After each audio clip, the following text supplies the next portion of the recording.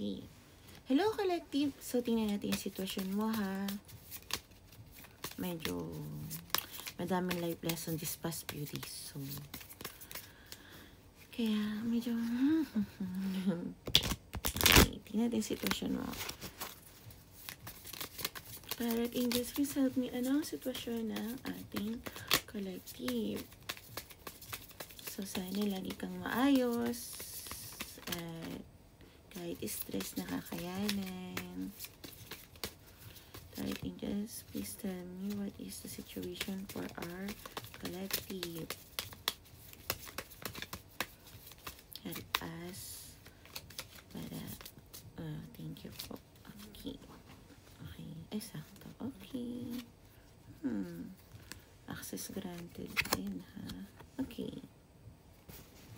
So, baka resonated ka din sa English version kasi same ng access granted. Pero if ever, okay naman English ko doon, don't worry. So, itong hinihiling mo, protektado to ng mga angel. Hello, Arcane Michael. Sobrang, kahit madalas ako ipahamak ni Arcane Michael, hindi pahamak ka. I mean, it was meant to be happen like that. Halimbawa, he helped me to be, sobrang tapang sabihin yung mga bagay na gusto ko sabihin, lalo sa tao na gusto ko dati. Okay. So, itong hinihiling mo, sitwasyon man or tao, protektado to ng guardian angels mo, ng guides mo, kung kaniniwala sa angels. And you are asking, sitwasyon, about love. And there's someone na itong taong mahal mo, ni-spy mo at nagkaroon ka na access. Probably, in-accept niya yung friend request mo and you're hiding for a fake profile. Or siguro naka-public post siya tapos you're still hiding.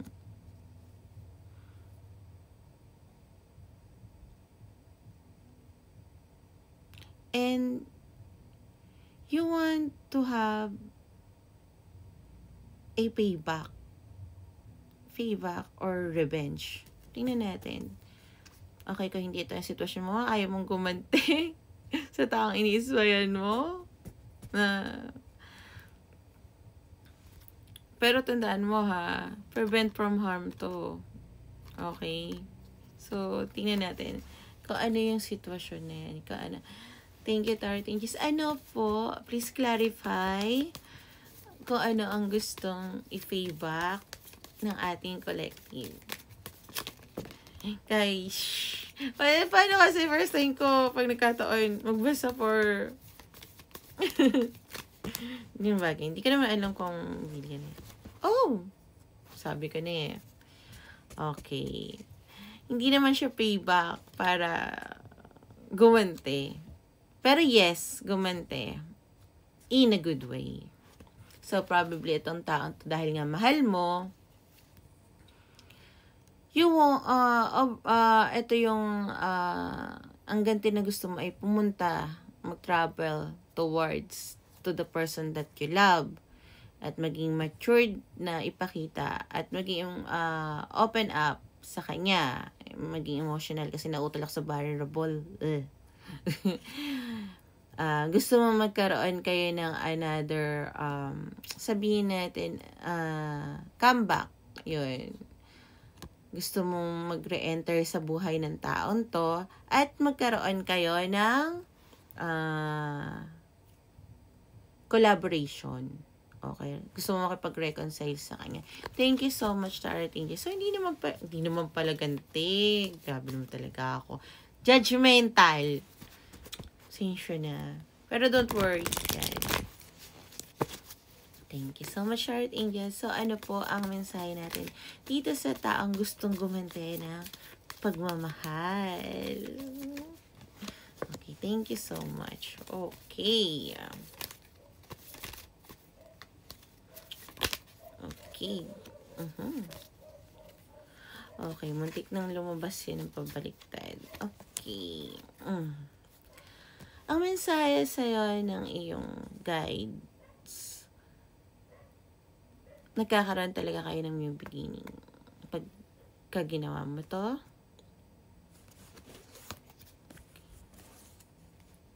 ending lahat ng maari kasi kayong naghiwalay kayo ng taon to because of mga taong naninira or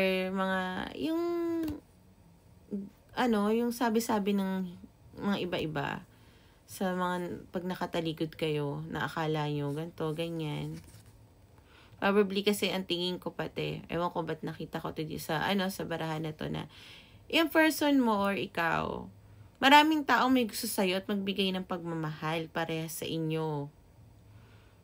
Kaya, itong mga taon to, pumapasok ng intervene sa relasyon nyo. Pero ito, protektado to ni Archangel Michael, kaya wala silang magagawa. Mga Archangel Angels natin. For me, kasi based para sa akin, sa Archangel Michael, ang inaano niya sa akin yung mga bagay na kinakatakutan ko na hindi ko gusto gawin pero biglang kailangan i-rush ko sabihin na ganito or gawin yung ganito, ganyan. Pero hindi ako lagi dun hindi ako nakakakuha ng positive outcome, but it was meant to happen para mapunta ako sa sitwasyon na to ngayon. Maraming nagkagusto sa inyo both. So, talagang sinisiraan kayo sa likod para maging siguro, mag-stay kayo sa kanila.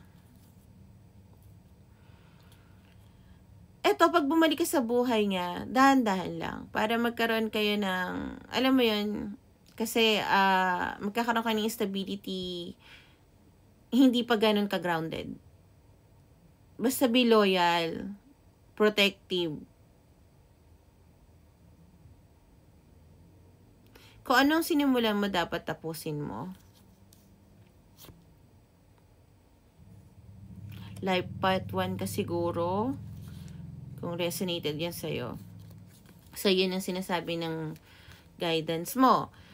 At payo ko lang din na kung babalik ka sa buhay niya, both kayo, magkaroon kayo ng grounded, na wag mo na to sabihin sa iba sa ngayon dahil maraming ang tao gustong paghiwalayin kayo.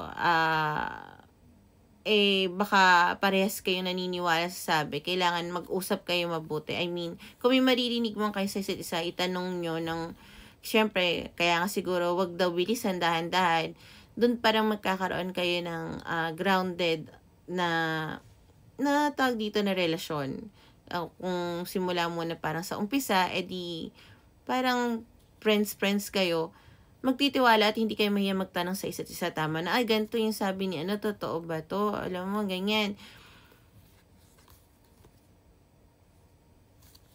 Magkakaroon ka ng good outcome dahil bibigyan mo ng justice kung ano man tong ginawa mo. Ikaw kasi yung may gawa nito. Tingin ko, ikaw yung may hawak ng roleta.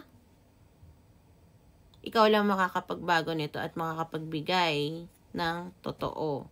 Be honest, dahil ito, nagkaroon ka na ng life lesson dito. Nakita mo na yung cause and effect. Okay? Ito na yung sobrang haba ng pasensya mo na na-delayed na yung mga news noon pa. Binigay mo na yung mga planning mo. At ito na yung gusto mong reunion. Okay? Kaya, don't mess up Kung resonate ito sa'yo, comment, like. Tapos kung may tanong ka, comment lang din, libre lang.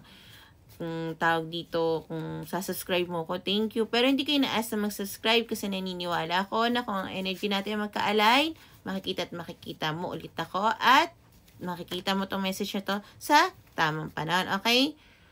Tigil mo pagiging anxiety mo at negativity. Stop self-sabotaging, ha?